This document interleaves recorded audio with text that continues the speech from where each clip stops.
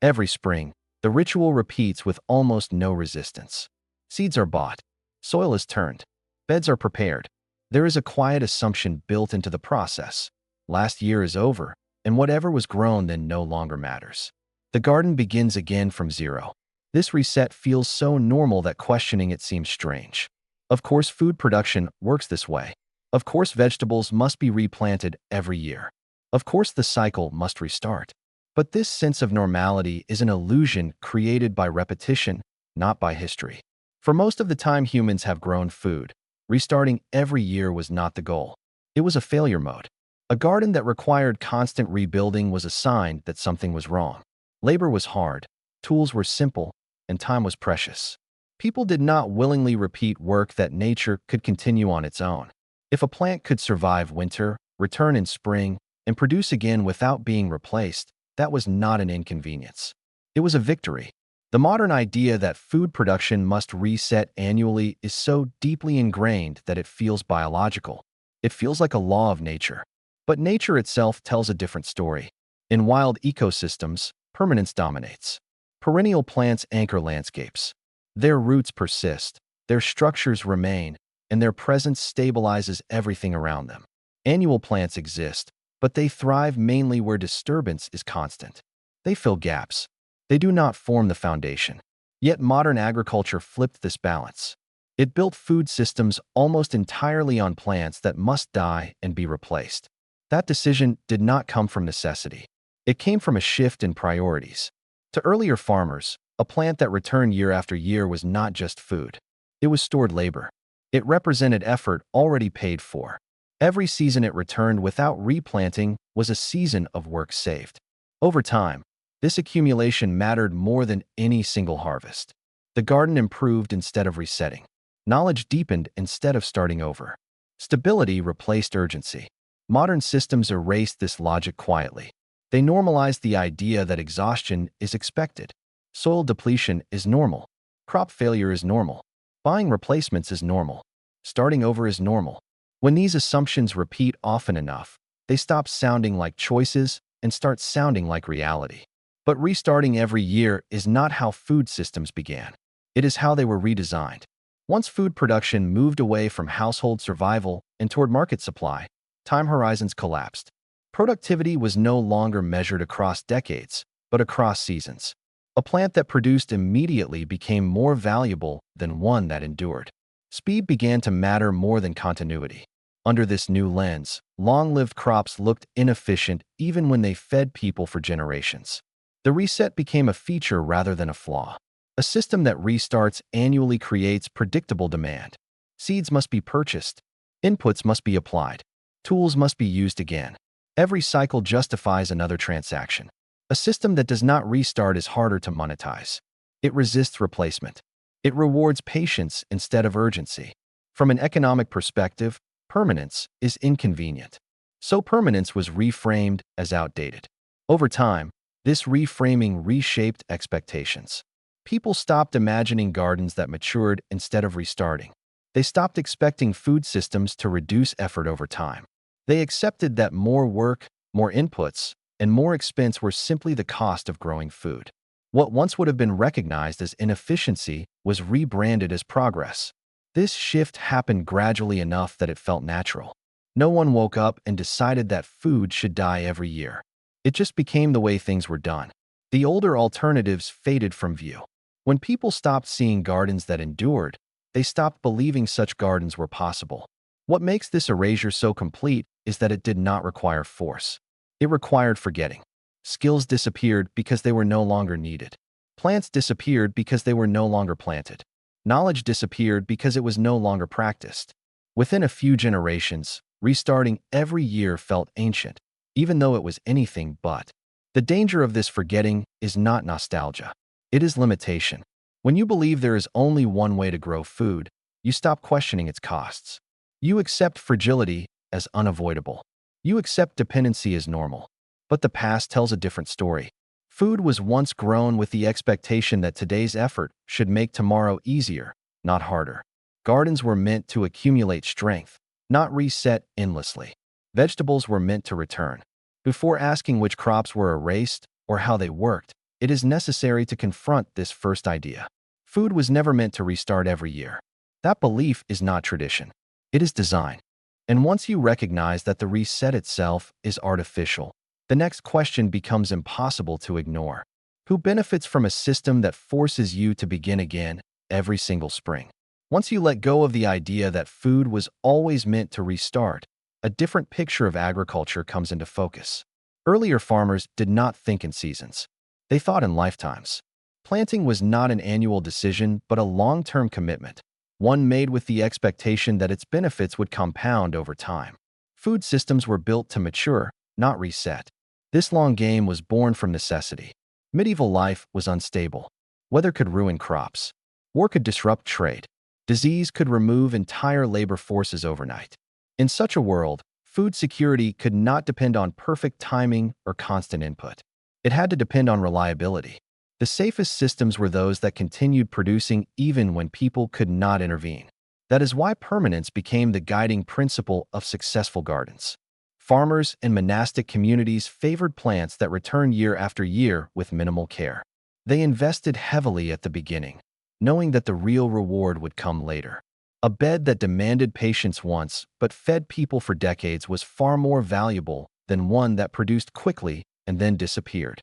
This approach reshaped how land was used.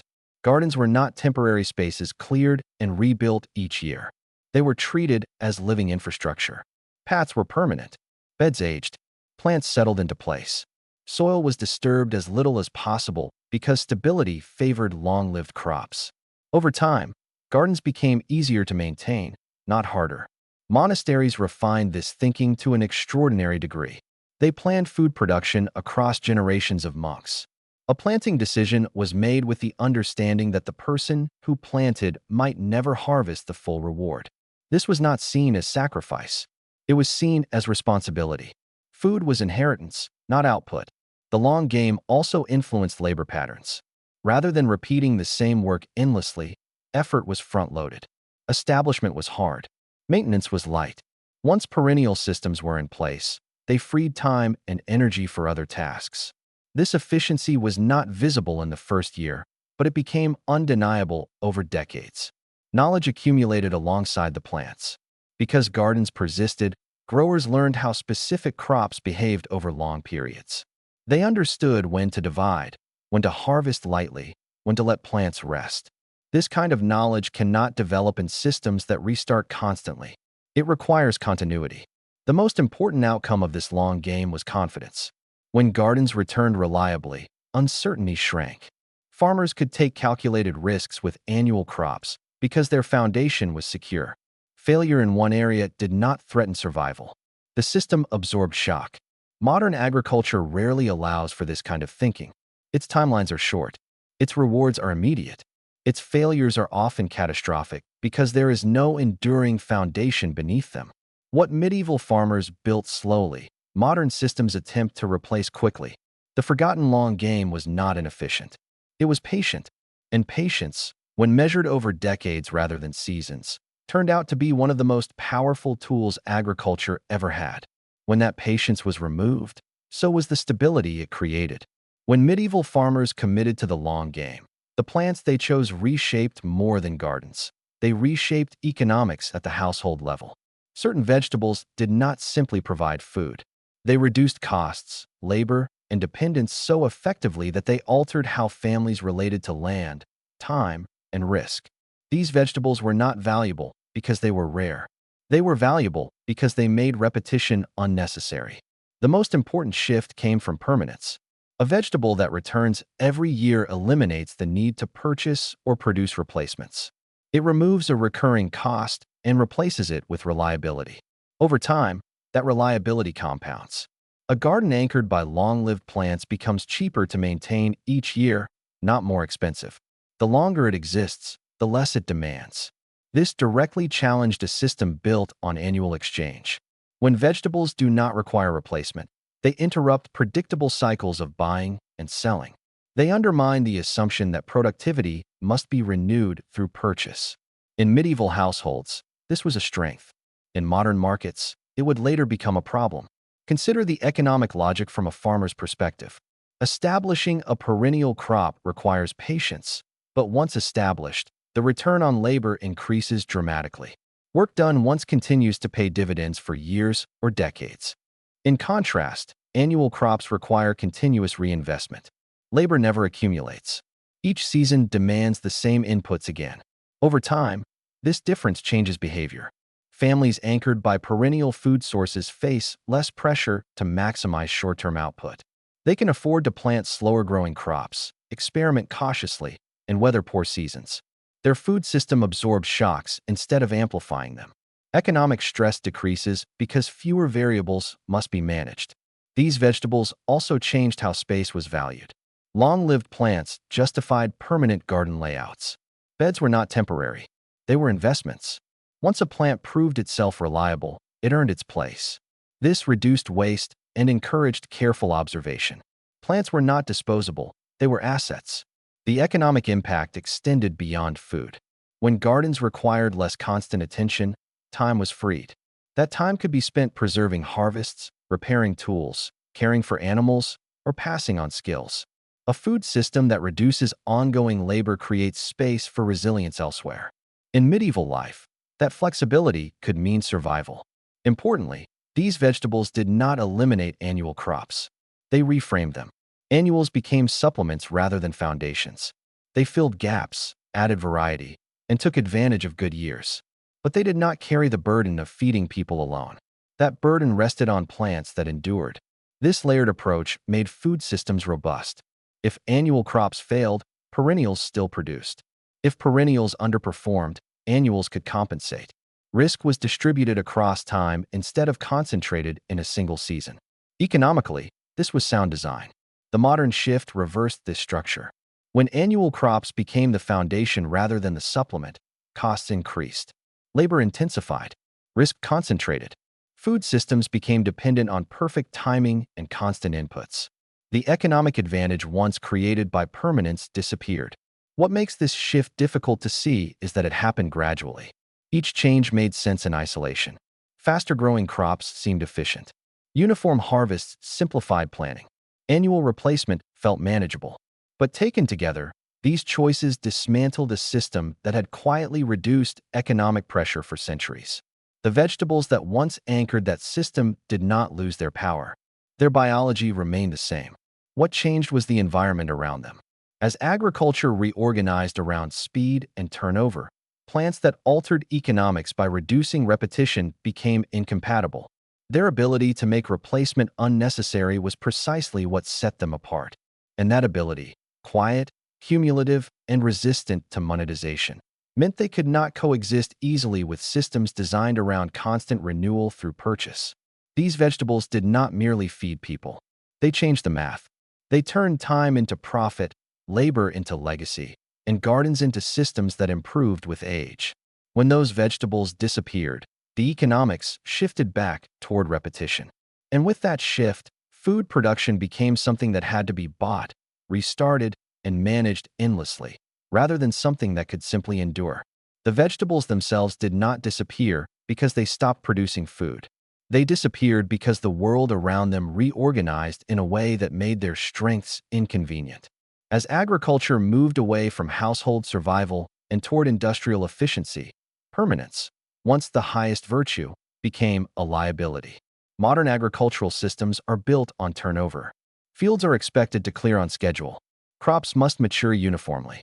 Harvests must fit calendars, machinery, storage contracts, and accounting cycles. Anything that disrupts this rhythm becomes a problem. Perennial vegetables disrupt it by design. They do not reset neatly. They occupy land continuously. They mature at different rates. They refuse to conform to a clean annual cycle. Annual crops, on the other hand, behave exactly as the system demands. They start and end on command. They allow land to be reprogrammed every year. Inputs can be calculated precisely. Profits can be forecast. Most importantly, the system guarantees repetition. Seeds must be acquired again. Fertility must be replaced. Labor must be reapplied. The cycle sustains economic activity even when it depletes ecological stability. This is where permanence crossed an invisible line. A vegetable that feeds people for 20 years from one planting undermines predictable demand. A garden that improves with age reduces dependence on fertilizers, replacements, and constant intervention. From a biological perspective, this is efficiency. From a market perspective, it is resistance. The transition did not require prohibition. No authority needed to ban long-lived vegetables. They were simply excluded from the systems that defined modern agriculture. Seed catalogs prioritized annual varieties. Research funding focused on crops that could be bred quickly and replaced often. Agricultural education centered on methods compatible with machinery and chemicals. What wasn't supported quietly vanished. Cultural attitudes shifted alongside economics. Patience began to look like inefficiency. Waiting several years for a crop to reach maturity felt irrational in a world trained to expect immediate results. Planting something you might not personally harvest came to be seen as impractical rather than responsible. Time horizons collapsed, and with them, the value of permanence. Even language reinforced the change. Long-lived systems were labeled outdated. High-input, short-term systems were labeled advanced. Productivity was measured per season rather than over decades. Under that metric, perennial vegetables could never compete, regardless of how much food they produced in total. What makes this shift difficult to recognize is that it did not feel like loss. Each step appeared logical. Faster crops, cleaner fields, more control. But taken together, these choices removed an entire layer of resilience. Food systems became efficient in the short term and brittle in the long term. The power of perennial vegetables was never loud. It was cumulative. They reduced labor slowly. They stabilized soil gradually. They lowered dependency quietly. And because that power was quiet, it was easy to overlook until it no longer fit. When permanence became a threat, it wasn't attacked directly. It was made irrelevant. Gardens were redesigned around replacement. Knowledge was redesigned around consumption. Over time, people stopped expecting food systems to endure. The vegetables did not fail. They simply refused to align with a system that required everything to be temporary. And in a world built on constant replacement, refusal is enough to ensure disappearance. When permanence was removed from food systems, the cost did not appear all at once. It accumulated quietly, season after season, until restarting became so normal that few people remembered another way. What was lost was not immediately visible in yields or profits. It showed up in fragility, dependency, and the steady erosion of confidence that food systems could ever become easier with time. The first price was paid by the soil. Perennial systems protect soil continuously. Their roots hold structure year-round, feed microorganisms, and create stable underground networks that improve fertility naturally. When these systems were replaced with annual cycles of clearing and replanting, soil became something to be disturbed repeatedly. Each disturbance weakened its structure. Each season removed nutrients faster than they could be rebuilt. Over time, soil stopped being a living foundation and became a problem to be managed with inputs. Those inputs came at a cost. Fertility that had once been maintained biologically now had to be imported. Compost, fertilizer, amendments, irrigation, each became necessary just to maintain yields. What had once been self-sustaining became dependent. The garden no longer worked on its own terms. It worked only as long as supplies arrived on time. Labor followed the same pattern. In perennial systems, effort accumulates. Work done once reduces work required later. Annual systems erase that accumulation. Every year demands the same preparation, the same planting, the same correction. The work never compounds. It resets. Modern agriculture often calls this efficiency, but from a long-term perspective, it is redundancy. The same effort is paid repeatedly for the same result. This repetition also reshaped expectations. Failure became normalized. Crops die, beds empty, and the response is not concern but acceptance. Loss is built into the calendar. In systems anchored by permanence, loss stands out because continuity is the baseline. In systems built on replacement, loss blends in. It becomes invisible. The psychological cost of this shift is rarely discussed. A garden that must be rebuilt every year teaches that stability is temporary and effort never truly pays forward. A garden that returns on its own teaches the opposite, that systems can improve with care, that time can be an ally rather than an enemy. When permanence disappeared, so did that lesson. Dependency deepened as well. A system that cannot reproduce itself ties its survival to external forces. Seeds, inputs, and replacements become necessities rather than options. Food production becomes vulnerable to price changes, supply disruptions, and economic shocks. What was once a source of security becomes another point of exposure. This dependency also narrowed diversity. Long-lived, locally adapted plants were replaced by standardized varieties designed to perform under controlled conditions. Uniformity simplified management in the short term but increased vulnerability in the long term. When conditions deviated from the ideal, as they inevitably do, systems failed more dramatically. Perhaps the most subtle cost was the loss of inheritance. Perennial systems naturally create continuity between generations. A plan established by one person feeds the next. Knowledge accumulates because the system persists. Annual systems break that chain. Each year begins anew. Skills are replaced by instructions. Memory is replaced by packaging. None of these changes happened because they were necessary for feeding people. They happened because they aligned with systems built on turnover and consumption. Starting over every year became normal not because it worked better, but because it sustained an economy organized around replacement. The irony is that modern agriculture often works harder to achieve less stability. More effort, more inputs, more complexity, yet greater vulnerability. The medieval systems that were erased did not promise perfection. Life was hard. Yields were sometimes lower in the short term. But the systems themselves grew stronger with time. The price of starting over is not just financial. It is ecological, cultural, and psychological. It is the loss of the idea that food systems should reduce effort over time rather than demand more. It is the normalization of fragility. When gardens are designed to restart endlessly, collapse feels inevitable. When they are designed to endure, resilience becomes ordinary. What was erased was not simply a method of growing vegetables. It was a different relationship with time itself. And once that relationship was lost, starting over every year stopped feeling like a cost at all. It started feeling like reality. The system that erased long-lived vegetables did not destroy them. It merely pushed them out of view. These plants survived in monastery remnants, cottage gardens, rural hedgerows, and the margins of agriculture where efficiency mattered less than reliability. What vanished was the expectation that food systems should endure. Now, as modern systems show their limits, that expectation is quietly returning. The pressure is coming from multiple directions at once.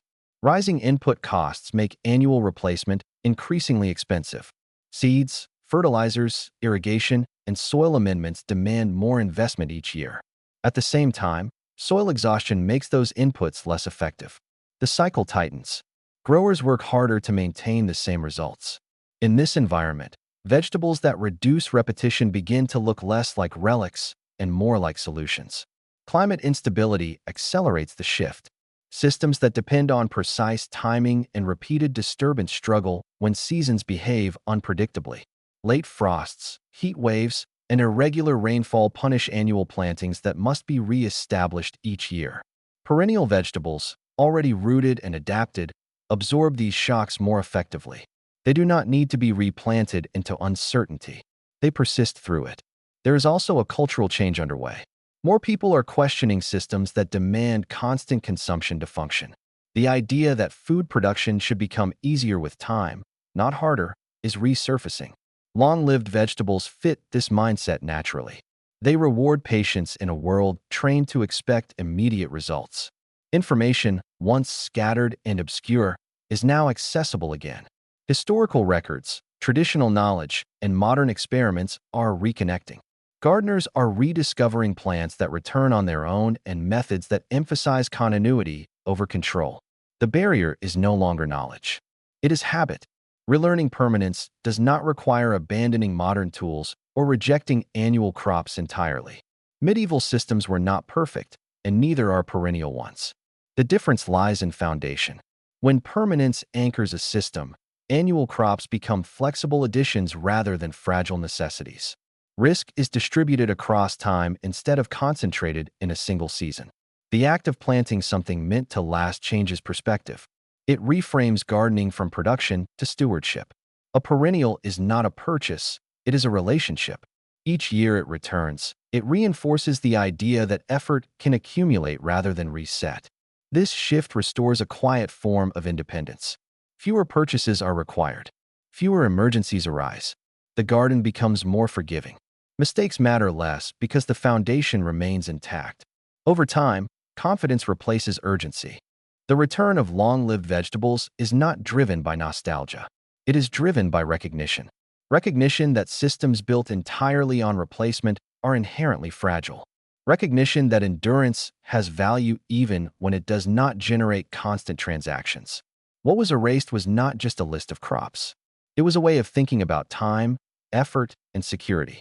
Relearning permanence means rebuilding that way of thinking, one planting at a time. These vegetables were once considered incompatible with modern agriculture because they refused to conform to a system built on constant renewal. Now, as that system reveals its limits, their refusal looks less like resistance and more like wisdom. Planting once and eating for decades is not a fantasy. It is a practice that sustained communities for centuries. The system that erased it did not erase its effectiveness, only its visibility. And visibility, once restored, is often enough for permanence to take root again.